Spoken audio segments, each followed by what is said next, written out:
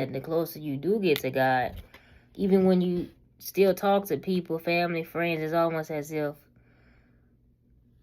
it's like the conversations, sometimes they feel forced because it's almost as if y'all going in different directions in life, and it's like you really don't have nothing to relate on anymore. So it's like you'll find yourself talking about something that happened 5 and 10 years ago, things that y'all used to do, things that y'all did growing up.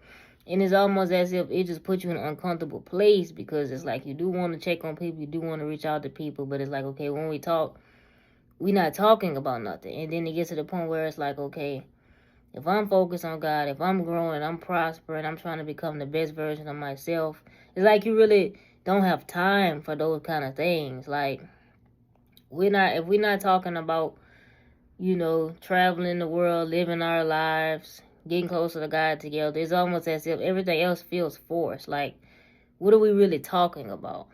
So it's like, not to say that in a rude way, but it's like that's the reality of it, but nobody really talks about these things.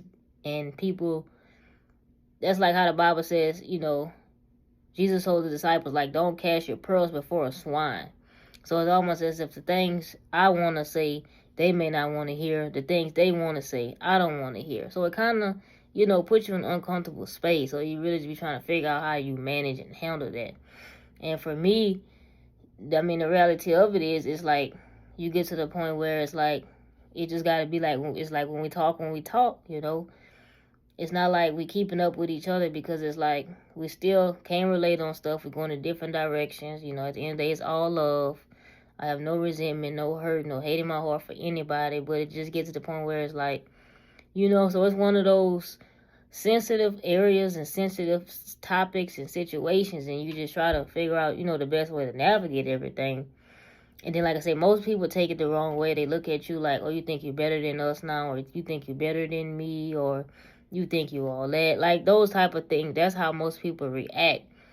But the reality of it, no. Like, you don't even understand that I'm over here battling. The things that I go through, you can't help me with. The warfare I face, you can't help me with. Because if you don't have what I need inside of you, even if I do talk to you and come to you about things, you don't have it in you to give it to me.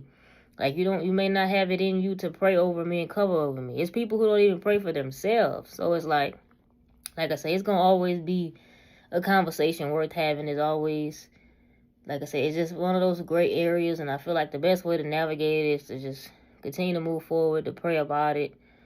Like I say, it's never no hatred, no bitterness.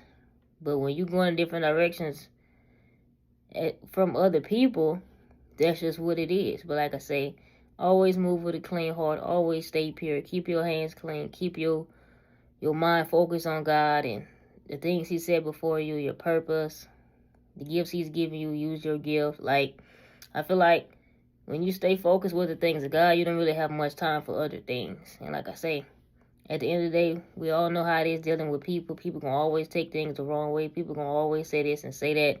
As long as you wake up every day with a pure heart, you move with pure intentions, you love the Lord, you love others, let that be enough. Like, that's just gonna have to be enough. You can't try to please everybody. Don't be a people pleaser. Don't try to please everybody. Like, just don't even do it. Just stay focused on God and let Him continue to lead and guide you in your life. Y'all be blessed. We'll talk soon.